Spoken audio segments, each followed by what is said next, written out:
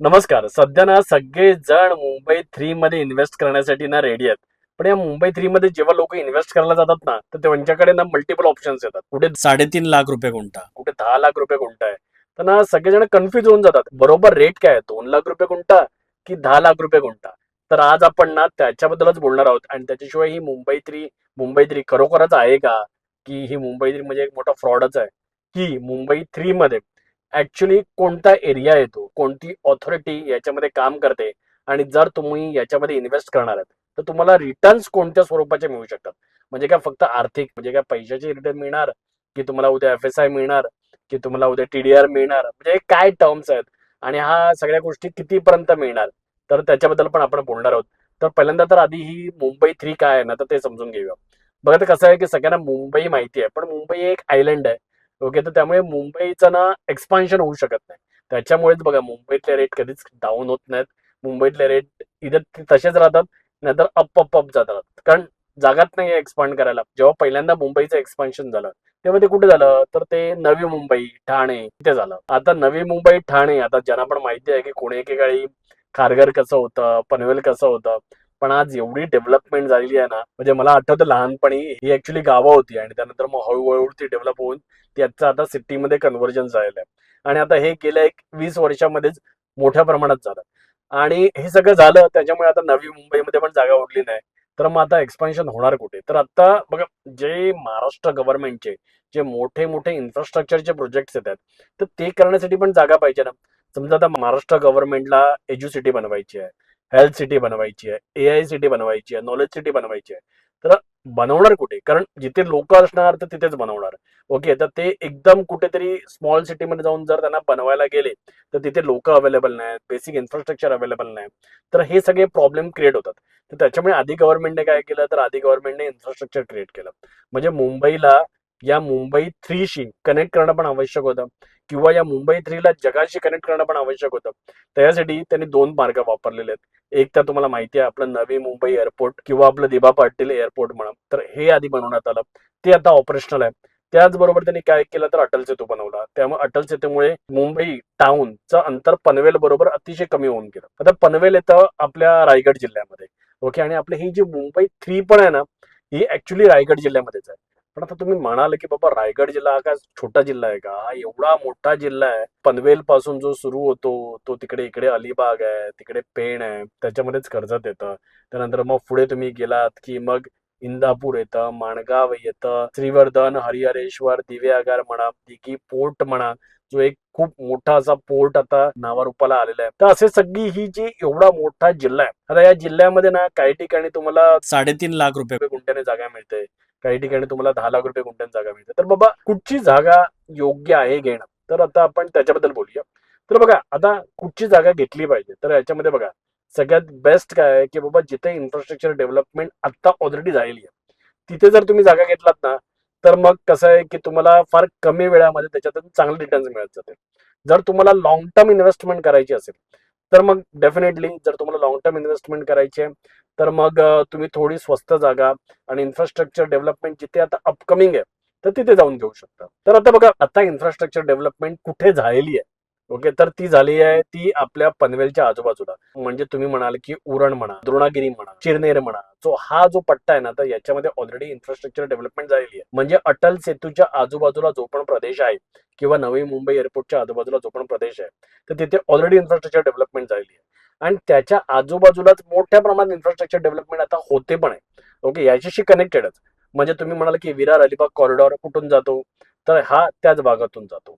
आता तुम्हाला माहिती आहे की मुंबईला आता अलिबागशी जोडलं जात आहे, तर ते कशातून जोडलं जात आहे, तर ती आहे करंजा रेवस जेटी. आता एकदा करंजा रेवस जेटी हा जेव्हा प्रोजेक्ट कम्प्लीट होईल तेव्हा मग मुंबई टू अलिबाग हे अंतर आता ज्याला एक 3.5-4 तास लागतात, कारण रस्त्याला ट्रॅफिक आहे, गोल फिरून जावं लागतं, तर ते अंतर तर म्हणजे 2 तासावरती येऊन जाईल. म्हणजे विचार करा, आता हे तो ब्रिज झाल्यावरती त्या रस्त्यावरून किती रहदारी वाढेल. तर त्या रस्त्याच्या आजूबाजूलाच काय आहे, तर उरण तालुका आहे. आता या उरण तालुक्यामध्ये तुम्हाला सगळ्यांना माहिती आहे द्रोणागिरी आहे. आता या द्रोणागिरीमध्ये एवढे मोठमोठे प्रोजेक्ट्स येत आहेत ना, म्हणजेच आता रिलायन्सची जी अॅन्युअल मीटिंग झाली तर त्याच्यामध्ये तुम्ही बघितलं असणार, नीता अंबानी ताईंनी सांगितलं की बाबा तिकडे एक मोठ्या प्रमाणात ते एज्युसिटी क्रिएट करतायत. ओके, म्हणजे मोठ्या प्रमाणात युनिव्हर्सिटीज येणार आहेत आणि या युनिव्हर्सिटीज तिकडे काय येतात तर ऑब्व्हियसली ऑलरेडी इन्फ्रास्ट्रक्चर डेव्हलपमेंट झालेली आहे.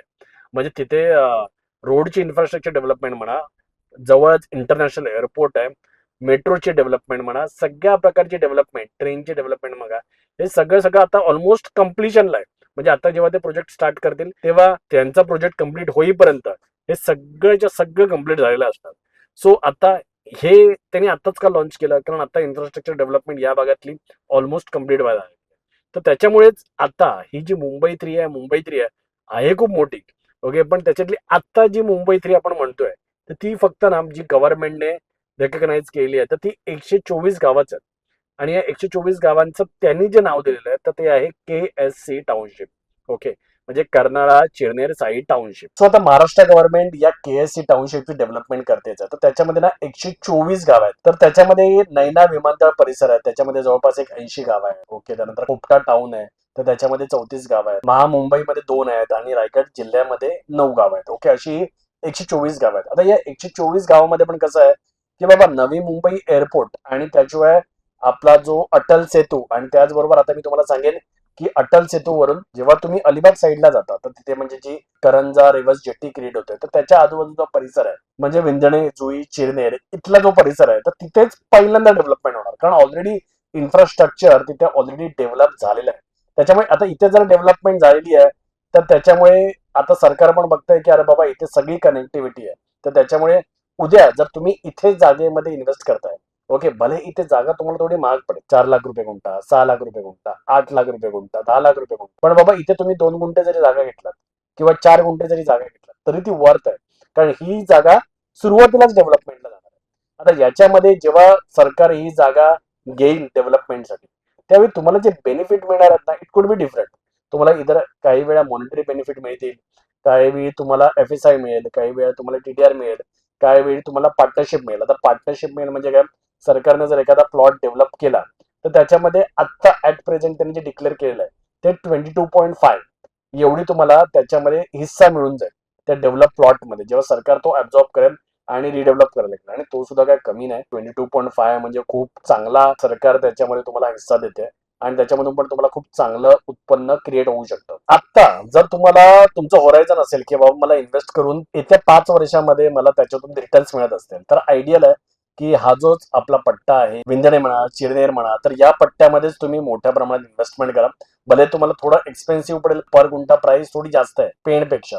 ओके, पण इथे ऑलरेडी सगळी इन्फ्रास्ट्रक्चर डेव्हलपमेंट झालेली आहे किंवा ऑलमोस्ट होत आलेली आहे. जसं तुम्हाला म्हटलं की इथेच एज्युसिटी बनते आहे, इथेच मेडिसिटी बनते आहे, इथे वेगवेगळ्या युनिव्हर्सिटीज येत आहेत. टाटा सन्सने आता इथे एक इनोव्हेशन सिटी पण प्लॅन केली आहे, त्याची तर $11 बिलियन इन्व्हेस्टमेंट आहे.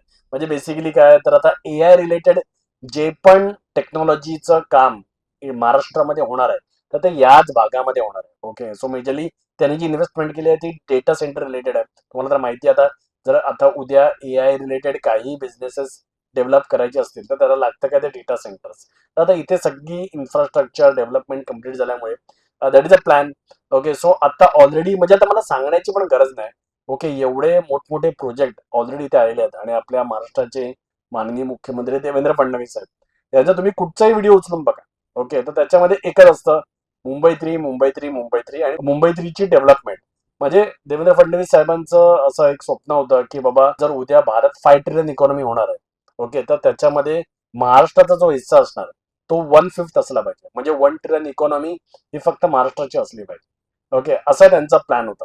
पण आता ते म्हणतायत की फक्त हा जो MMR रिजन आहे म्हणजे मुंबई मेट्रोपॉलिटन रिजन त्याचीच कॅपॅसिटी आहे ना ती 1.5 ट्रिलियनची इकॉनॉमी क्रिएट करण्याची आहे. आता ही जी इकॉनॉमी क्रिएट होणार तर त्याच्यामुळे होणार काय तर मोठ्या प्रमाणात चांगले चांगले जॉब्स क्रिएट होणार आहेत. प्रत्येक जण बघा, आता आपण जॉब करायला जिथे जातो आपण काय बेसिक बघतो, अरे चांगले रोड्स पाहिजेत, एअरपोर्टचा ऍक्सेस पाहिजे, पाण्याची व्यवस्था चांगली पाहिजे. कुठे तुम्हाला फिरायला जायचं आहे तर आजूबाजूला मस्तपैकी काहीतरी फिरायला पाहिजे. तर आपल्याकडे मस्त सह्याद्री आहेत, कोकणातले सुंदर बीचेस आहेत. तुम्हाला उद्या रत्नागिरी सिंधुदुर्गमध्ये जाऊन छान तुम्ही सेकंड होम घेऊ शकता, एक चांगली लाईफस्टाईल तुम्ही जगू शकता. आणि जेव्हा तुम्हाला मुंबईला यायचं आहे तेव्हा काय अटल सेतूने तुम्ही एक अर्ध्या तासामध्ये मुंबईला पण पोहोचू शकता. फिरायला जायचं अलिबागला पण फिरायला जाऊ शकता. सो आयडियल हा जो प्रदेश आहे, ओके, जो अटल सेतूच्या आजूबाजूलाच आहे, नवी मुंबई एअरपोर्टच्या आजूबाजूलाच आहे, तर हाच एकदम आयडियल प्लेस आहे जिथे तुम्हाला चांगल्या रेटमध्ये तुम्हाला इन्व्हेस्टमेंट करता येईल, पण तुम्हाला त्याचे रिटर्न्स पण तसंच मिळणार. पण त्याचबरोबर जर तुम्हाला म्हणतायत की नाही बाबा आमच्याकडे एवढे पैसे नाहीयेत, ओके, काही प्रॉब्लेम नाही. ओके, सो आता पेणला पण नॉलेज सिटी डिक्लेअर झालेली आहे देवेंद्र फडणवीस साहेबांनी, तर तिथे पण डेव्हलपमेंट होणार आहे, नाही असं नाहीये. पण तिथे आता रेट कमी आहे आणि डेव्हलपमेंटला थोडा वेळ लागेल, मे बी आफ्टर 10 इयर्स होईल. आणि आता सध्या रेट चाललाय पेणमध्ये तो 3.5 लाख रुपये गुंठा. ओके, सो तुमचं ते बजेट असेल तर तुम्ही तसं पण करू शकता की बाबा मला वेळ आहे, आरामात आहे, आता रिटर्नची घाई नाही, मी आता करतो, नंतर हळूहळू रेट वाढत जातील. पण तुम्हाला आता हवा आहे की बाबा येत्या 5 वर्षामध्ये मला जर रिटर्न्स हवे असतील तर बाबा 30 लाख आहेत माझ्याकडे, तर बाबा मी 6 ते 8 लाख रुपये गुंठा या रेटने चांगली जागा घेतो, जी अटल सेतू आणि एअरपोर्टच्या बाजूला असेल. आणि मला एक 5 गुंठे जागा मिळाली तरी खूप झाले. 5 गुंठ्यामध्ये उद्या सरकारने मला मॉनिटरी कंपन्सेशन दिलं, FSI मिळाला, TDR मिळाला, किंवा मला 22.5% हिशोबाने मला त्याच्यामध्ये हिस्सा मिळाला, तरी सुद्धा माझे चांगले पैसे बनतील. ओके, सो मल्टीफोल्ड पैसे बनू शकतात. असं काय एकदम काही काही जण क्लेम करतात की तुम्हाला खूपच चांगले रिटर्न्स वगैरे मिळतील, पण मी तर म्हणतो मल्टीफोल्ड रिटर्न्स मिळाले की बाबा तुम्ही टाकला 30 लाख रुपये आणि 40 लाख रुपये आणि उद्या त्याचे 2 करोड जरी झाले तरी काय वाईट आहे. मी म्हणतो 1.5 करोड जरी झाले 5 वर्षांमध्ये, 1 करोड जरी झाले तरी सुंदरच आहे. काय म्हणतात? जर तुम्ही इंटरेस्टेड असाल तर कसं आहे की बघा, आता या लँडमध्ये इन्व्हेस्ट करायचं झालं तर जसं तुम्हाला म्हटलं की तुम्हाला कळलं पाहिजे की बाबा कुठे इन्व्हेस्ट केलं पाहिजे. आणि जर इन्व्हेस्ट करण्यासाठी अशी एखादी कंपनी जर तुमच्या बरोबर असेल जी गेल्या 15 वर्षापासून या भागामध्ये कार्यरत आहे, त्यांनी बऱ्याच लोकांना इथे चांगल्या चांगल्या जमिनी घेऊन दिलेल्या आहेत. बऱ्याच लोकांना म्हणण्यापेक्षा बऱ्याच कंपनीजनी पण यांच्याकडून विकत घेतलेल्या आहेत. बरेचसे सरकारी अधिकारी आहेत तर त्यांनी पण यांच्याकडून जागा विकत घेतलेल्या आहेत. एक ट्रस्टेड नेम आहे तर ते म्हणजे लँडसन डेव्हलपर. तर त्यांचं इथे वाशीमध्ये ऑफिस पण आहे. ओके, सो ऑफिस आहे, गेल्या 10-15 वर्षापासून त्यांचं ऑफिस तिथेच आहे. तेच सगळे स्टाफ आहेत. ओके, सो त्यांना तुम्ही तिथे जाऊन भेटू शकता, तिथे जाऊन छान मीटिंग करू शकता. ते तुम्हाला पूर्णच्या पूर्ण मुंबई 3 सगळं फिरवून आणतील. आणि लँड्स अँड डेव्हलपरकडून जर तुम्ही प्रॉपर्टी घेताय तर यांचं अजून एक वैशिष्ट्य म्हणजे तुम्ही जी प्रॉपर्टी विकत घेणार आहात त्याचं हे प्रॉपर डिमार्केशन करून देतात. म्हणजे तुम्हाला एक्झॅक्टली माहिती पडतं की बाबा तुमची जागा आहे कुठे. त्याचबरोबर त्याला पोल मार्किंग पण करतात, म्हणजे तुम्ही विकत घेतलेल्या जागेची बाउंड्री पण प्रॉपरली कळायला लागते. त्याचबरोबर तुमची नेम प्लेट पण लावतात. यांचं अजून एक वैशिष्ट्य म्हणजे यांची जी बुकिंग अमाऊंट आहे ना ती फक्त 11,000 रुपये आहे आणि रजिस्ट्रेशनच्या वेळी एक 80 ते 90% पेमेंट घेतात. त्यामुळे यांचा व्यवहार हा एकदम पारदर्शी आहे आणि ते नुसतं तुम्हाला जमीन विकत घेऊन देत नाहीत तर जमिनीचा ताबा पण घेऊन देतात आणि सगळे डॉक्युमेंट्स तुमच्याकडे येतील याची पूर्तता करतात. एंड टू एंड ते तुम्हाला सोल्युशन्स देतात. तर असं आपले लँडसन डेव्हलपर आहेत, तर त्यांचा स्क्रीनवरती नंबर दिसतोय, तर तुम्ही त्यांना कॉन्टॅक्ट करू शकता. आणि जर तुम्हाला मुंबई 3 मध्ये इन्व्हेस्ट करायचे आहे तर नक्की करा आणि लँडसन डेव्हलपरला पण एकदा नक्की कॉन्टॅक्ट करा. आणि तुम्हाला जर व्हिडिओ आवडला असेल तर प्लीज लाईक करा, शेअर करा आणि आपल्या चॅनलला सबस्क्राईब करून बेल बटन दाबा. धन्यवाद.